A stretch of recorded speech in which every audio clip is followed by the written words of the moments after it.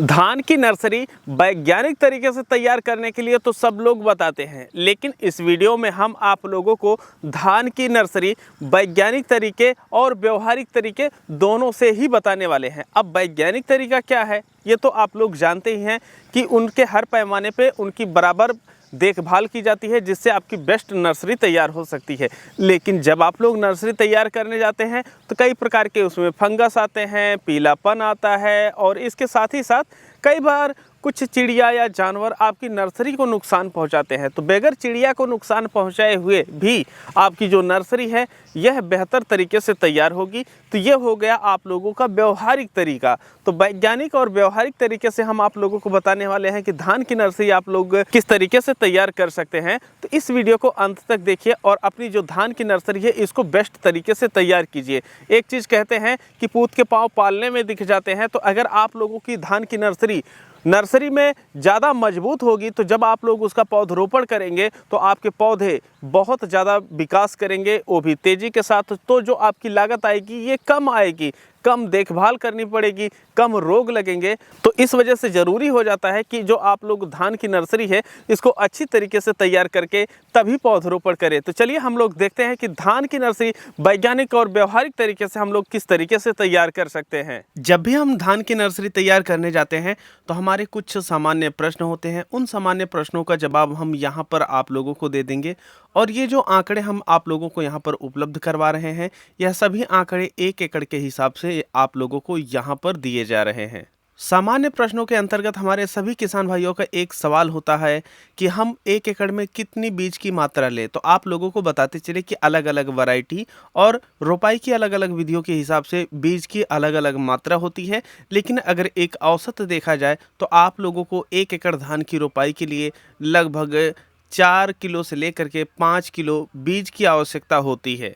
दूसरा जो प्रश्न होता है वो ये है कि हमें 4 से 5 केजी बीज डालने के लिए नर्सरी का कितना क्षेत्र आवश्यक होता है। तो आप लोगों को बताते चले कि 25 फीट बाई 25 फीट अगर आपकी जगह है तो उतने में आप लोग 1 एकड़ की नर्सरी तैयार कर सकते हैं। तीसरी और सबसे महत्वपूर्ण जो चीज़ है वो ये है कि धान की नर्सरी के लिए हमें किस उर्वरक का किस मात्रा में प्रयोग करना चाहिए। तो आप लोगों को बताते चले कि अगर आप लोग रासायनिक उर्वरक ले रहे हैं तो आप लोग 2 केजी डीएपी ले सकते हैं 25 बाई 25 फीट एरिया के लिए। और वहीं पर आप लोग चाहते हैं बेस्ट नर्सरी हो तो गोबर की शुद्ध खाद जो कि 6 महीने से ज़्यादा पुरानी होनी चाहिए 100 केजी आप लोग ले लीजिए और जो आपकी धान की नर्सरी है उसमें आप लोग मिक्स कर सकते हैं। अब यह जो खाद है यह आपकी धान की नर्सरी के लिए पर्याप्त पोषक तत्व उपलब्ध करा देंगे, जिससे आपकी धान की नर्सरी पीली नहीं पड़ेगी और हरी भरी रहेगी, अच्छे से विकास करेगी। किसान भाई जब धान की नर्सरी तैयार करते हैं तो एक समस्या आती है कि धान की नर्सरी में खरपतवार बहुत ज़्यादा आ जाते हैं या फिर फंगस आ जाती है या धान की नर्सरी पीली होने लगती है। तो इन सब चीज़ों का एक ही उपाय है। जब आप लोग धान की नर्सरी तैयार करने जाते हैं तो उसके 1 महीने पहले ही आप लोगों को जहाँ पर धान की नर्सरी तैयार करनी है वहाँ पर अच्छे से गहरी गुड़ाई या जुताई करके 1 महीना खेत छोड़ देना चाहिए, जिससे जो सूर्य की रोशनी लगती है तो जो आपकी मिट्टी होती है यह भुरभुरी हो जाती है, उसमें ऑक्सीजन की सप्लाई बढ़ जाती है और जो भी फंगस रहते हैं ये ख़त्म हो जाते हैं। और जब आप लोग वहाँ पर जुताई करते हैं तो पानी से एक बार सिंचाई करते हैं तो उस दौरान कुछ घास की जो बीजें होती हैं यह पहले उग जाती हैं, जिसकी वजह से आपकी धान की नर्सरी में इन समस्याओं को देखने को नहीं मिलता है। जब हम धान की नर्सरी तैयार करने जाते हैं तो सबसे पहला हमारा काम होता है बीज का शोधन। और बीज का अगर शोधन हम लोग नहीं करते हैं तो काफ़ी सारी समस्याएं देखने को मिलती है। तो यहाँ पर जो शोधन है हम कुछ नए तरीके से करेंगे। सबसे पहले आप लोगों को एक टब में लगभग 20 लीटर पानी ले लेना है और उसमें लगभग 250 ग्राम जो हमारा खाने वाला नमक होता है इसको अच्छे से डाल करके घोल देना है। और यह घोलने के बाद जो आपके धान की बीज है उसको इस पानी में आप लोगों को डाल देना चाहिए। जब आप लोग इस पानी में डालते हैं तो जो बीज जनित रोग होते हैं वह यहाँ पर समाप्त हो जाते हैं और आपकी जो बीज होती है उसमें कुछ बीज ऐसी होती हैं जो अंकुरित नहीं होती हैं, तो वह बीज यहीं पर अच्छी तरीके से छंट जाती हैं, जिससे जब आप लोग नर्सरी तैयार करने जाते हैं तो वहाँ पर जो आपके बीजों का जमाव होता है यह काफ़ी ज़्यादा बेहतर देखने को मिलता है। जब भी आप लोग धान इस तरीके से संशोधित करते हैं तो आप लोगों को एक चीज़ का ध्यान रखना चाहिए कि नमक की मात्रा ज़्यादा ना हो। अगर आप लोगों को लगे कि नमक की मात्रा ज़्यादा हो गई है तो ऐसे में नमक के पानी से एक बार धुलने के पश्चात आप लोग सामान्य जो पानी होता है उससे अच्छी तरीके से धुल लीजिए।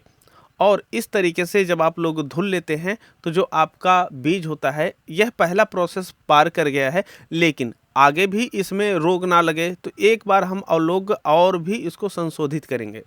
दोबारा संशोधित करने के लिए जो टब का पानी है उसको निकाल दीजिए, फिर उसमें जो आपके धान के बीज है इसको डाल दीजिए। आपके धान के जो बीज है ये गीले पड़े हुए हैं।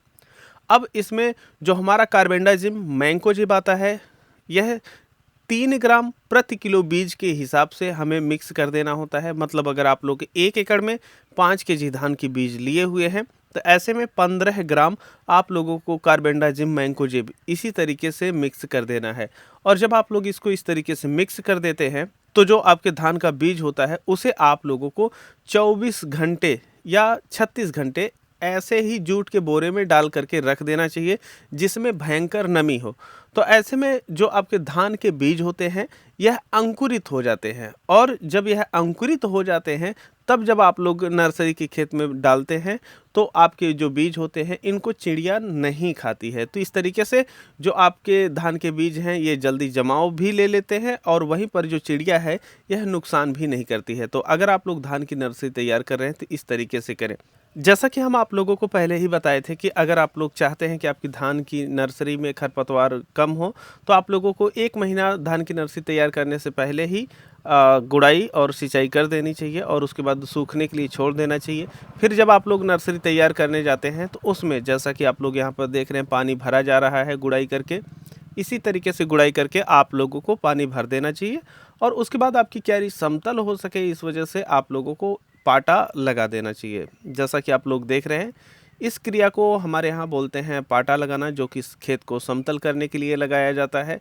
इस तरीके से लगा देने के पश्चात जो आपकी धान की बीज जो संशोधित की हुई है उसे आप लोग यहाँ पर डाल सकते हैं। तो जैसा कि आप लोग यहाँ पर देख रहे हैं जो हमारे बीज होते हैं यह अनुभवी किसान द्वारा नर्सरी के पूरे क्षेत्र में बराबर मात्रा में हर जगह फेंक देनी चाहिए, जिससे जो हमारे बीज होते हैं कहीं ऐसा ना हो कि कहीं ज़्यादा हो गए हैं कहीं कम हो गए हैं। तो सेम इस तरीके से आप लोग पूरे क्यारी में जो बीज है इसको फेंक दीजिए और आपका जो नर्सरी तैयार करने का काम होता है अब पूरी तरीके से संपन्न हो चुका है। अब यहाँ पर आप लोग देख सकते हैं लगभग 1 सप्ताह हो गए हैं और जो हमारे धान की नर्सरी है कितनी बेहतरीन तैयार हुई है। तो अगर आप लोग भी इस तरीके से तैयार करेंगे तो जो आपकी धान की नर्सरी है यह पूरी तरीके से स्वस्थ होगी, इसमें कम रोग लगेंगे और जब आप लोग इसका पौधरोपण करेंगे तो इसका जो विकास होगा, जो उत्पादन होगा यह काफ़ी बेहतर होगा। ऐसे ही वीडियो पाने के लिए आप लोग स्मार्ट किसान चैनल और फेसबुक पेज को फॉलो करना ना भूलें। ऐसे ही वीडियो के साथ हम आप लोगों से मिलते रहेंगे, तब तक के लिए चलते हैं। जय जवान जय किसान।